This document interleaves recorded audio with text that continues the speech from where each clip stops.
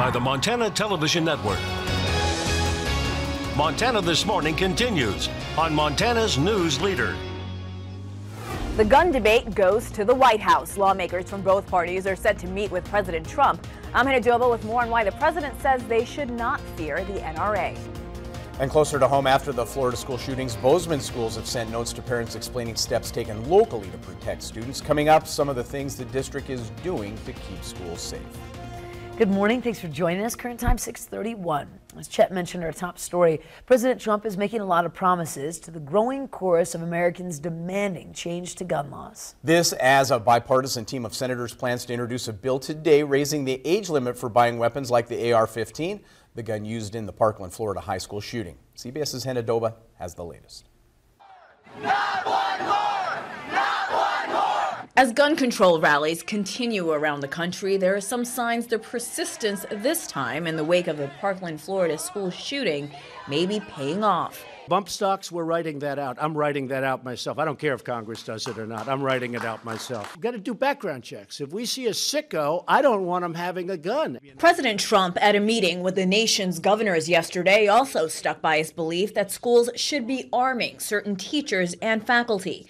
And the White House insists the president is still on board with raising the age limit for buying some firearms. It's an idea he mentioned last week, but hasn't spoken of again since meeting with the NRA over the weekend. In terms of the concept, there's still support for that, but how it would be implemented and what that might look like is still very much part of the discussion. Republican Senator Jeff Flake says today he and Democratic Senator Dianne Feinstein plan to introduce a bipartisan bill, raising the age requirement for buying an AR-15 and weapons like it to 21.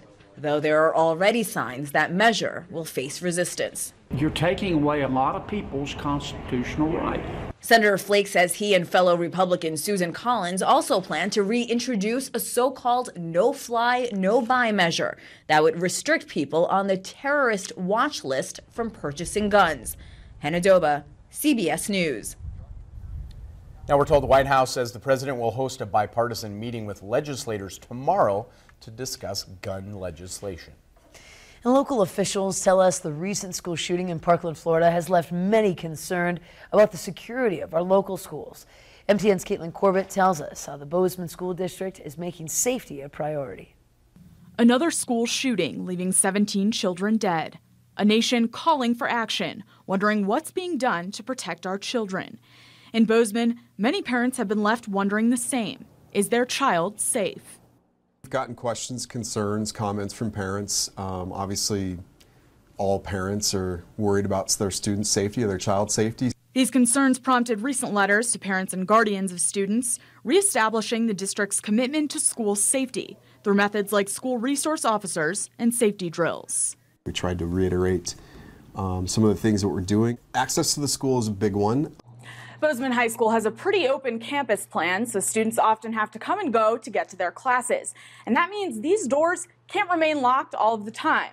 But there is an electronic system which allows all of these doors to lock with the touch of a button in case of emergency. That really helps because if we need to lock down, we can do it fairly quickly. We can also control the doors during the school days. But Superintendent Watson says improvements still need to be made. And that can be done through remodeling the existing high school and planning for less unsupervised access points in the new high school. We're trying to develop controlled entrances. So what that means is you have to walk through a vestibule or a lobby in order to get to the rest of the school, and you have to check in with the office in order to get to the rest of the school. So those are things we're looking at doing. And while the idea of arming teachers as another method of security has been floated around nationally, Superintendent Watson says it's not on the district administration's agenda.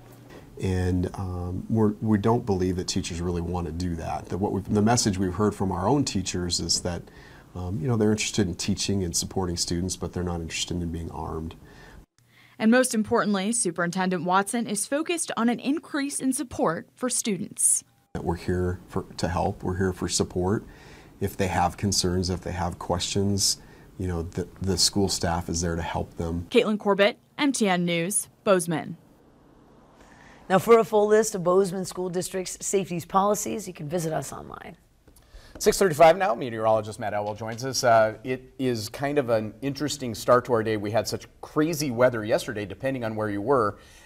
Continued crazy with the clear skies overnight. You've got this. It was beautiful when I was coming to work. I mean, you almost didn't need to turn on your lights. No, it's Not that lovely. I'm condoning that, but yeah, lovely in Butte right now, as long as you don't go outside. As long as you stay inside. Temperatures this morning, quite a spread. We've got 1 degree in Belgrade, 13 below in Butte. We had nearly a foot of snow yesterday in West Yellowstone.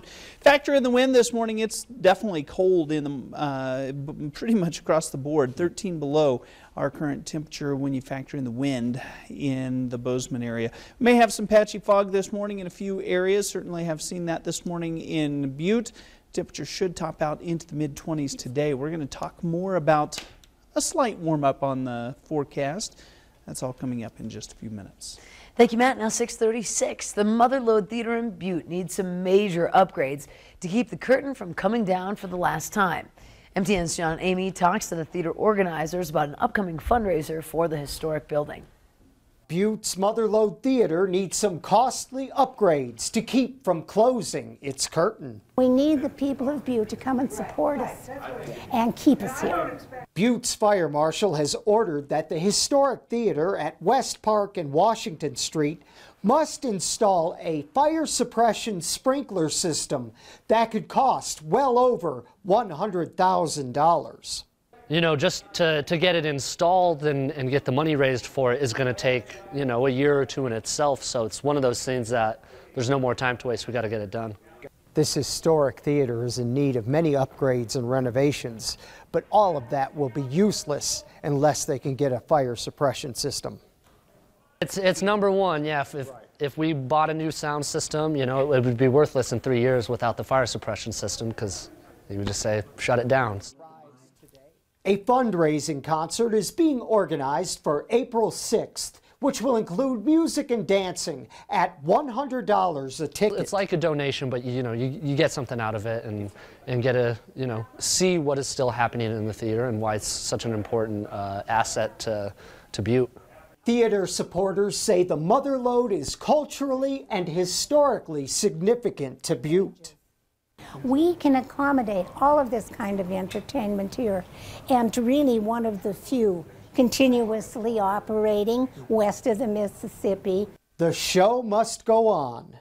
John Amy, MTN News in Butte. Now, John tells us the Motherlode Theater was built back in 1923. It's one of the oldest theaters in the entire state. Beautiful buildings. 6:38 right now. Nearly 200 earthquakes were recorded in Yellowstone National Park in just the past 2 weeks. 20 quakes were detected Sunday, and they were higher than 1.0 in magnitude. Scientists tell us that if you were in the park, you probably didn't feel a thing because the majority of those quakes were very weak. Officials say the increase in quakes is due to the multiple faults beneath the surface associated with the Yellowstone volcano. Seismologists say that this quake swarm is normal, doesn't indicate that that supervolcano will erupt anytime soon. I would say this is not something to worry about, that this is part of the normal process that goes on in and around Yellowstone. It appears to be the way that stress gets relieved as part of that volcano-tectonic system.